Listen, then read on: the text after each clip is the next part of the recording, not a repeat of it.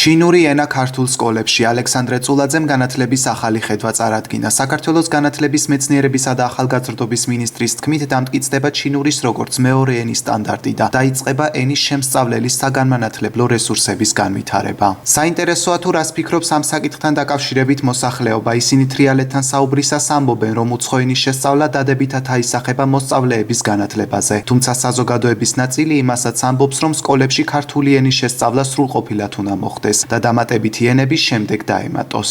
საინტერესო კი არის. რა შეუწყობს ხელს თქვენი აზრით?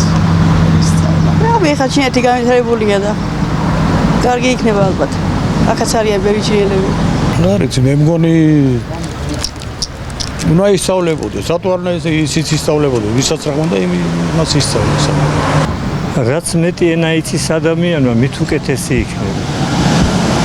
თუ კი არის მაგალითად რუსული ენა გვაქვს ჩვენ. დიდი ხანია რა თქმა უნდა. ფრანგული ენა გვაქვს, ინგლისური გვაქვს. იყოს ჩინურის ისწავლო, ვისასწავლო.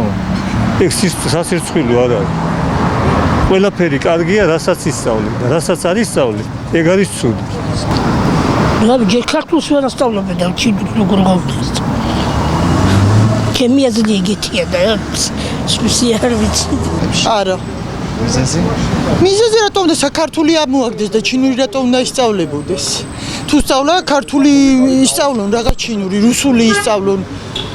ის ისწავლონ კიდე ინგლისური რაც საჭიროა. არა, ქართველები არ ქართულად ვისაუბროთ. აღნიშნულ საკითხს აფასებენ პედაგოგებიც. ფისო ოლგესაშვილის თქმით, ენების ცოდნა ახალგაზრდა თაობას სხვა ქვეყნებთან ურთიერთობაში დაეხმარება. ის ასევე აღნიშნავს, რომ განათლების სფეროში ცვლილებები აუცილებელია. ზედმეტი ენის შესწავლა არ ამგონია, რომ ცუდი იყოს. და გარდა ამისა, ჩინური იქნება თუ იაპონური იქნება თუ რაც იქნება დღევანდელ ცხოვრებას რაც შეესაბამება, რაც უფრო მეტად წარმოაჩენს ჩვენს მომავალ თაობას და რაც უფრო მეტად განავითარებს, ხო?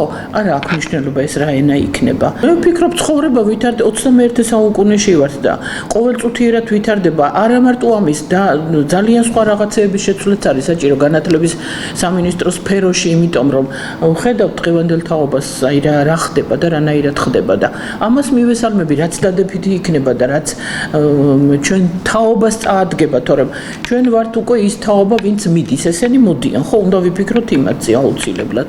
მე მივესალმები ყველანაირ სიახლეს, რაც არ უნდა იყოს, თუ კი ჩვენი თაობისთვის და ჩვენი ქვეყნისთვის იქნება სასარგებლო.